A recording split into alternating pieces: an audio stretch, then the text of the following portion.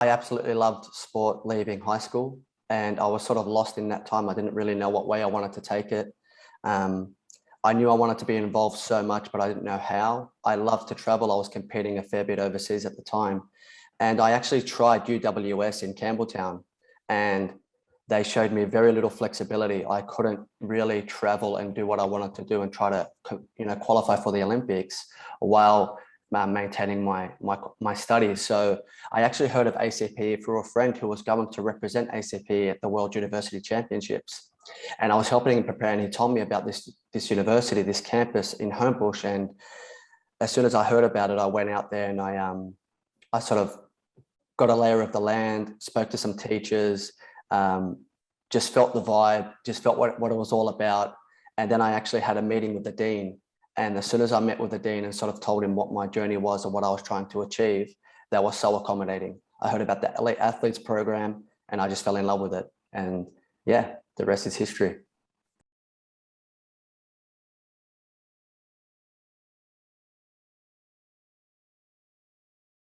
Yeah, definitely. I remember the friendships you build there. I remember that everyone was really involved with everyone's sort of personal lives as well. Everyone would really get behind me if I was going to a competition. We had a lot of competitions at Olympic Park there. So a lot of my friends from uni would come and actually watch and support me. A lot of my lecturers were really cool. They would stay engaged. They would follow me on social media, really show that they were really behind me. I remember how practical ACPE was. For me, that was really important, being able to practice things over and over again. And I think, you know, once you've qualified, you realize how important it is to put things in practice, because the theory side really doesn't prepare you as much as the practical sense, especially now being a teacher.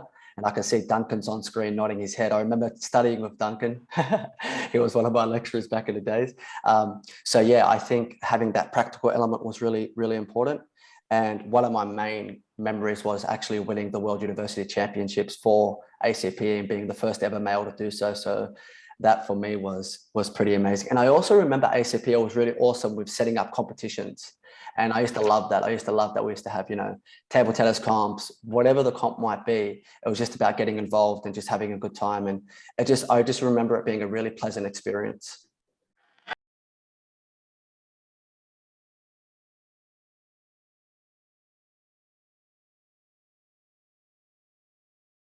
I remember clearly as soon as I left ACP, I got work right away.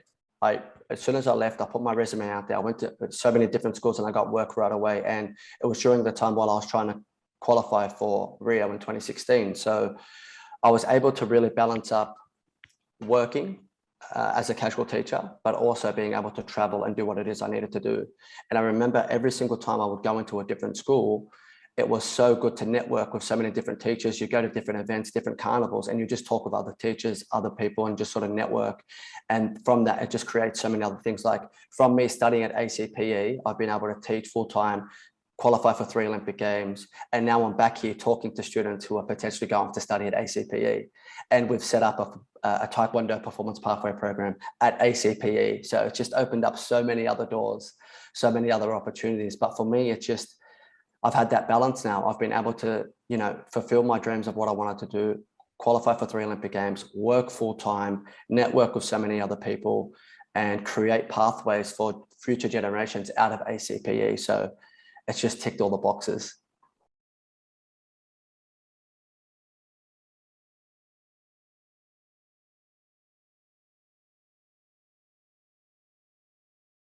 Definitely, there is absolutely no way, and I'll openly say this, I don't mind. There was absolutely no way if I was to try to study and complete my degree at any other university was I able to. The travel demands and the training camps and the competitions I had to do, it was literally impossible. And even when I sat with some of my lecturers at ACPE, when I was actually throwing things out there, I was expecting to get rejected right away. I was expecting they're going to be like, this is impossible, come back when you're retired or something. But the flexibility they showed me and the willingness to actually change things in their own personal lives to help me achieve what I needed to achieve was phenomenal. It was actually really overwhelming, and it just made you feel really special, and really, it allowed me to study and complete my degree, but without compromising what it is I really, really wanted to achieve. And that was, you know, qualifying for the highest, most prestigious event in my sport. So the fact that the teachers, the dean would even reach out and, you know, make sure that I was okay and I could do things. And they would actually connect me up with different elite athletes and say, look, have a chat with these other athletes, have a look at what they're doing and see if you can mirror what they're doing. Talk about ideas. How is it you guys can complement each other? What is it that they're doing that might help you? So they would not, ACPE would not allow to turn me away unless we exhausted all our options. And that for me was really beautiful. That for me was special. That was me feeling like this is home. This is where I need to be. And I would now do anything I could to stay connected to this institute. So that was really important for me.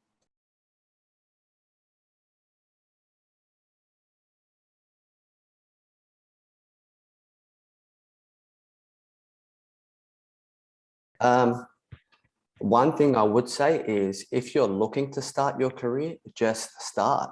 Like you won't, it's really hard to make decisions when you're stuck in limbo. So once you start and you've made a judgment call, only then will you know if you've made the right or the wrong call, or if this is for you, if this isn't for you. You know, I know with me, when I started with ACPE, I was still very hesitant. I wasn't sure if it was going to work, but I knew I had to throw myself in there, put myself out there and be like, okay, is this going to work? And then only from making that call can I then determine if this was right. Do I have to go a different way? So I think one really important thing I would say for people looking to start their career is just start, get started. And secondly, ask a lot of questions. Don't approach, especially ACP, approach it with an open mind that they are willing to help you in any which way. And there's nothing wrong with them saying no. That's okay. As long as you've exhausted those options, those opportunities, seek advice, ask whatever it is you need and see what it is you can come out with. So I think that's really, really important. I think putting yourself out there, just starting, get the ball rolling, and understanding that you're not going to love every part of it. It's going to be hard. There are some things that are going to be a little bit more difficult. There are, you know, COVID's absolutely kicked my ass the last couple of years, especially in, you know, the preparation for the games. I'm not shy to say it, but you just have to keep rolling with the punches. You have to keep moving forward. And it's those really uncomfortable moments. It's those times where you're not quite sure what's on the other side, which really help you grow the most.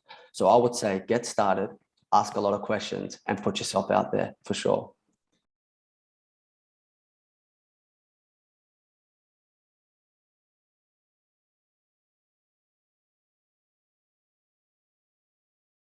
I would say in an ever-changing world, which is correct, we're always changing, but one thing that remains a constant is communication.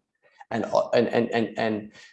look, the presentation of communication has changed over the years. You know, we've gone from the way we communicate now is just ridiculous. I remember when I was a kid, in order to talk to my family in Lebanon, we had to send these huge VHS videos and then wait 3 months to get it back. And now it's just WhatsApp and it's just crazy. Our communication now is insane. But I would say get ready and work on your effective communication skills in receiving feedback. So having humility to receive feedback and knowing how to give feedback and knowing how to relate to so many different characters and different personalities is really, really important, because what might work for Mike might not work for Duncan and so on. So it's understanding how to effectively communicate with so many different characters, especially if you're going to the world of teaching or dance or whatever it is. You're going, regardless, you're going to have to connect with so many different people. And I know me as an athlete, I had to work with a mental performance coach in order to work on my effective communication. And by doing that, it made me a better partner, a better son, a better athlete, a better coach. I could take feedback, I could receive feedback, and it allowed me to grow. So I think knowing how to communicate is really, really important, and not expecting people to be mind readers. Not if I'm upset or frustrated about something, it is incumbent upon me to express that and communicate that with people and not expect people to read my mind. You know, I remember one of my teachers once telling me, if you're annoyed or upset about something and not sharing that, it's like you drinking poison and expecting it to affect the other person. It just doesn't make any sense. So having effective communication skills is so important. So I think that's really, really important. That will be my first take home point for that. My second one would probably be, in an ever-changing world, one thing that's really, really important is having intellectual humility. So that simply means you're ready to drop old truths or old information you've previously learned in order to take on new information that is now better for where we are now. I think that's super important, and not being stuck in what you've previously learned. And in an ever-changing world where we're giving so much information, where we're continuously growing, where there's so much growth in so many different areas, it's having that humility to take in new information and be open to that, remaining optimistic and remaining open about, okay, maybe what information I'm taking in now is better than what I've previously learned. And the only time you stop growing, and this is from my own experience as well, as an athlete, as a teacher, as a coach, as a mentor, is as soon as you start to resonate intellectual arrogance, you're not ready to grow, you're not ready to take in new truths, is when you stop growing. And that's really dangerous. So I think that's really important. So communication, having intellectual humility, I think is super important. And the third one I would say, which is probably one of the ones that helped me, is create physical, tangible triggers to remind you of what your objectives are. You know, as human beings, we are extremely forgetful and we are extremely heedless sometimes, and we forget what it is we're actually trying to achieve. And in this ever-changing world where things are coming and we have an influx of so much information and we're so engulfed in our technology, having physical triggers, and I mean literally having things on the walls, your calendar up on your wall, you know, physical triggers, any type of physical triggers that remind you to keep honest and remind you of what your actual objectives are, is super important. Those physical triggers will continuously remind you of what it is you're trying to achieve.